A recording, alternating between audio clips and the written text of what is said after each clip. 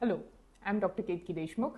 I'm a physiotherapist practitioner in physiotherapy in women's health and lymphatics. So let's go first with lymphatics. Lymphatics मध्ये काय असतं की जे पण लिम्फॅटिकची आपली एक इम्युन सिस्टीम असते बॉडीची जे लिम्फॅटिक सिस्टीमला हेल्प करते किंवा lymphatic system in a way immune सिस्टीमला हेल्प करते. You can say to be strong enough and work together.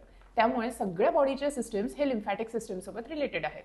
जर पायावर सूज आली किंवा डोकं दुखतंय, थंडीमध्ये जे इथे कंजेशन होतं, इन अ वे काखेत दुखतं, हाताला स्वेलिंग आहे, कधीतरी पायावर स्वेलिंग येतं, ब्लोटिंग आहे, पोट फुगलेलं आहे, दुखतं आहे, कधी चेस्टमध्ये हेवीनेस आहे. भरपूर लोकांना वाटतं फिमेल्सला स्पेशली की जे ब्रेस्ट हेवीनेस आहे तर ब्रेस्ट मोठे आहेत म्हणून दुखतात आहे. It is not at all normal. असं काही नाही आहे की ब्रेस्ट मोठ्या असल्या कीच दुखत असतात.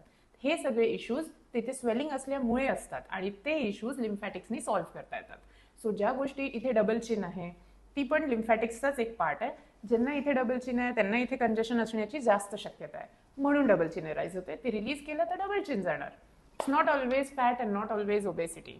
हे सगळं लिम्फॅटिक्समध्ये यूज होतं. हे मेजरली कॅन्सर पेशंट्सला होतात, पण आजकाल फिटनेससाठी पण तो अवेअरनेस येत आहे in the society. So I am glad for that की जनरली पण फिट राहण्यासाठी जसं आपण जिम करतो, रुटीन वॉक करतो, एक्सरसाइजेस करतो, we have a very good lifestyle, a healthy diet, त्याचनुसार आपण लिम्फॅटिक ड्रेनेजला सुद्धा तेवढं इम्पॉर्टन्स देतो. त्यामध्ये मॅन्युअल पण येतं प्लस एक्सरसाइजेस पण येतात जे आपल्याला लिम्फॅटिकला ॲक्टिवेटेड ठेवण्यासाठी मदत करतात.